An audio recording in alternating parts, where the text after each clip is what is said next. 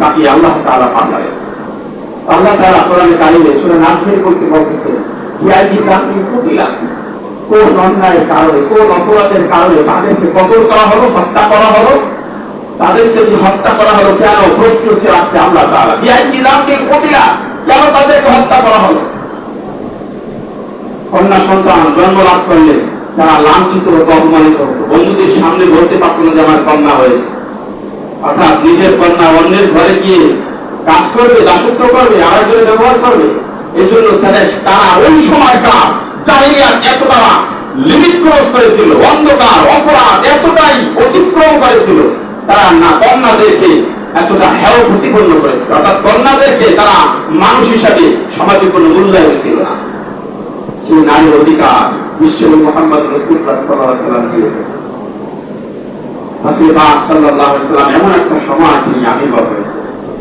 বন্ধুগণ, বলতেছিলাম এমন একটা সময় হুজুর পাক সাল্লাল্লাহু আলাইহি ওয়াসাল্লামকে প্রেরণ করেছে। এর পূর্বে তারা একটা একটা করে মূর্তি কাবা গৃহে উঠাইতে উঠাইতে 307টা মূর্তি, 60টা মূর্তি উঠিয়ে দিয়েছে। তারাও কিন্তু সেই কাবাকে রেসপেক্ট করতো, নামাজ পড়তো, কাবা তাওয়াফ করতো, জিয়ারত করত, আল্লাহ তাআলাকে বিশ্বাস করত।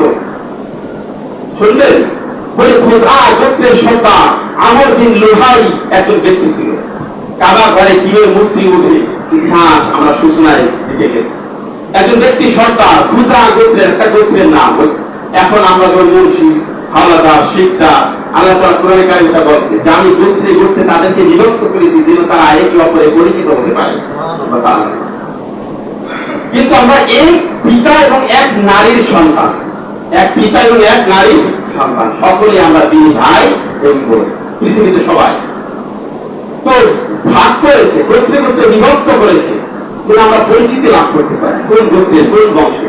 ঠিক তেমনি ওই সময়কার খুজা গোত্রের সর্দার ছিলেন আমর বিন লুহাই।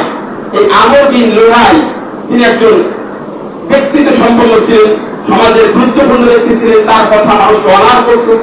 তিনি করলেন কি, শাম দেশে গেলেন সফর করতে।